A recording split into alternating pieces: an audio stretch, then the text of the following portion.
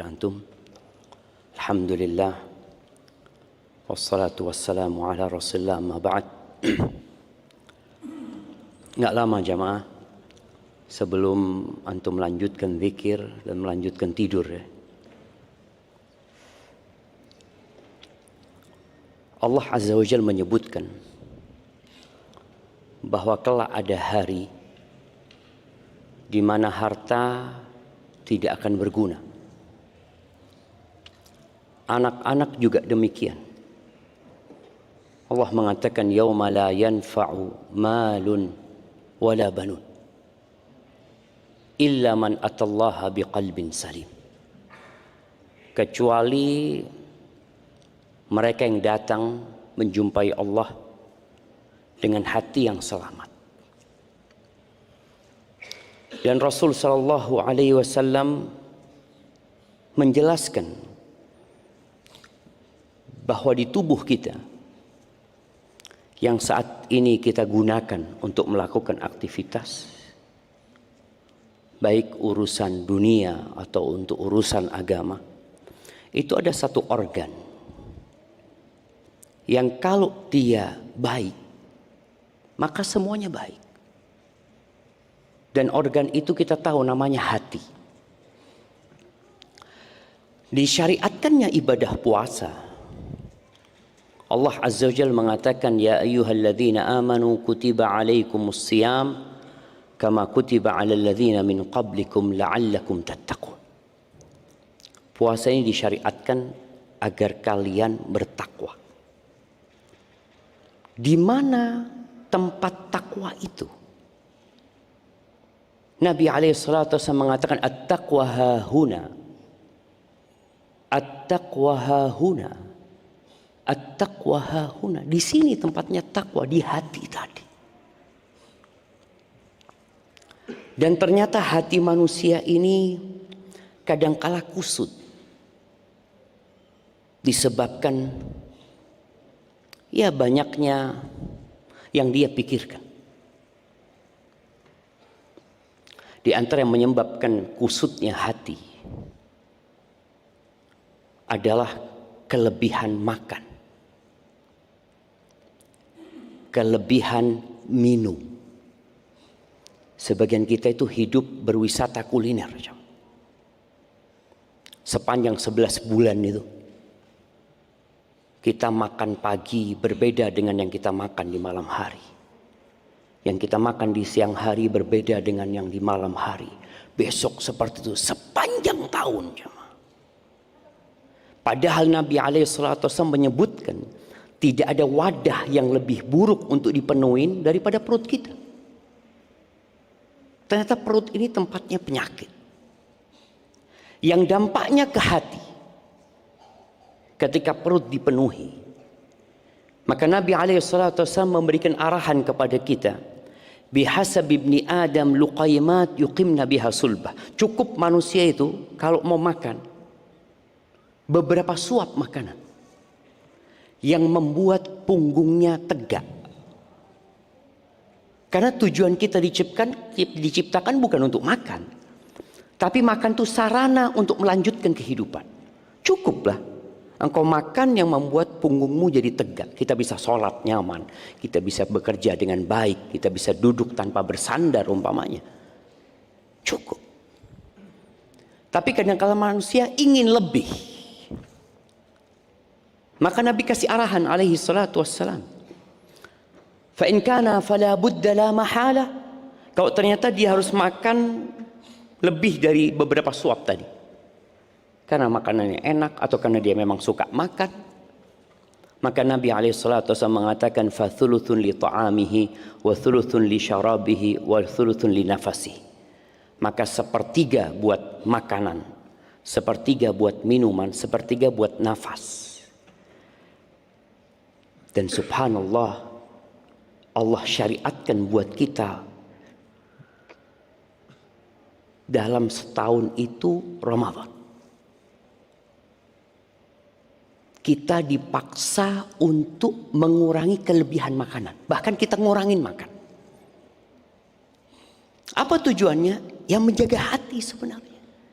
Supaya pikiran kita nggak kemana-mana. Kita tidur udah sahur, selesai. Kita nggak akan mikir sarapan. Kita nggak akan mikir kalau di luar Ramadan kita akan berpikir nanti jam 9 kita mau minum kopi. Kita nanti mau makan gorengan. Nggak ada pikiran itu. Hati kita benar-benar fokus menuju kepada Allah. Siang hari yang biasanya kita makan siang, kita nggak makan lagi. Dikurangin makan itu.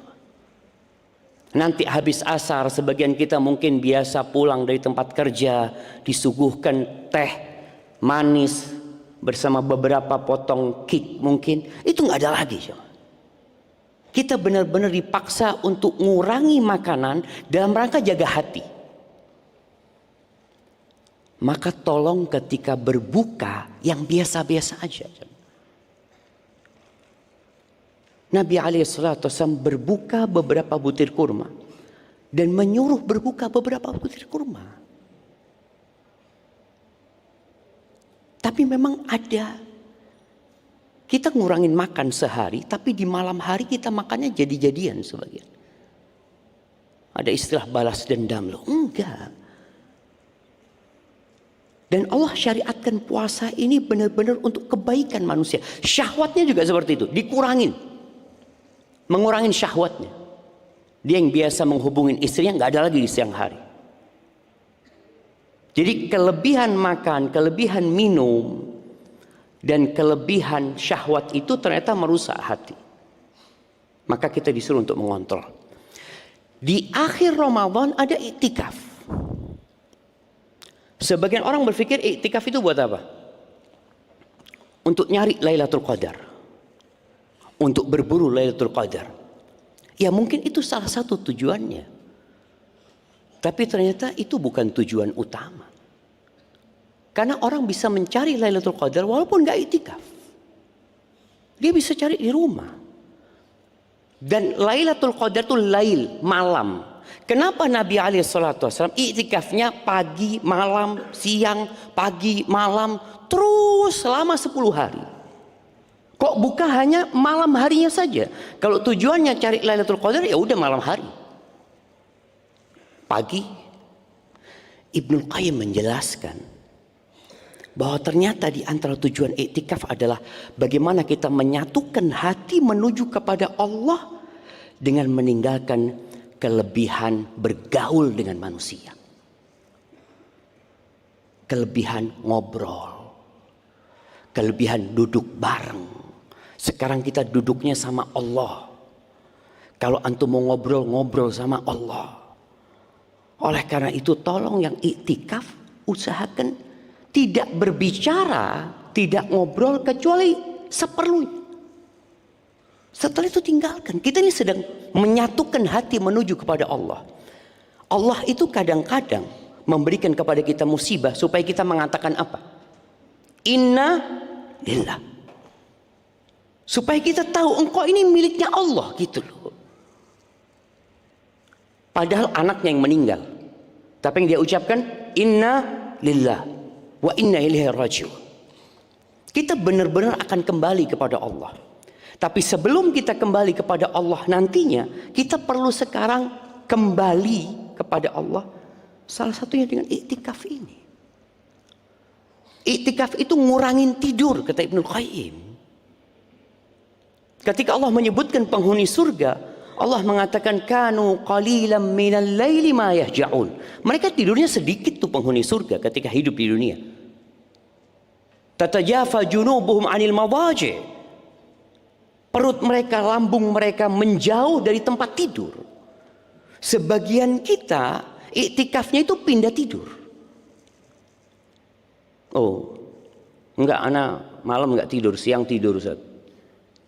Iyalah Ustaz, karena malam enggak tidur. Bangun kapan? Ya sebelum zuhur. Nanti habis zuhur tidur lagi Ustaz. Sampai asar. Ya jamaah, kurangin tidurnya.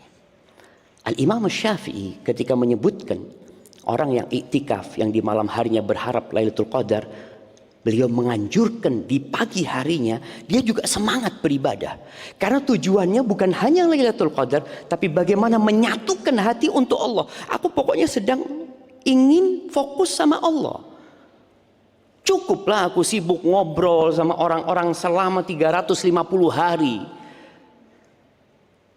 Bayangkan Nabi SAW ketika masuk 10 hari terakhir, beliau tinggalkan istrinya. Ditinggalkan istrinya. Padahal halal. Yang nggak boleh mendekati istri itu menggauli istri di siang hari di bulan Ramadan. Tapi ketika masuk 10 hari terakhir, beliau meninggalkan istri-istrinya. Mungkin seorang berpikir, Ustaz, ana masih punya istri, ana akan peduli sama istri ana. Bukankah berbuat baik kepada istri termasuk ibadah, Ustaz? Iya. Tapi engkau perlu sesekali meninggalkan semua urusan dunia itu untuk menyatukan hati kepada Allah Azza wa Jalla. Kita pernah dengar cerita Hanzalah. Ketika Hanzalah mengatakan nafaqah Hanzalah, munafik Hanzalah katanya. Ketemu sama Abu Bakar, lu kenapa kau ngomong kayak gitu, kata dia.